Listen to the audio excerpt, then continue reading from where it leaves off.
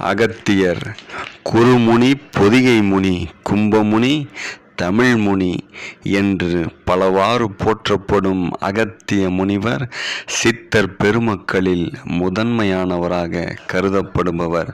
மித்திர வருணங்களின் வீரியத்தில் தோன்றி குடம் ஒன்றிலிருந்து இவர் பிறந்தமையால் இவர் கும்பமுனி என்று அழைக்கப்பட்டார்.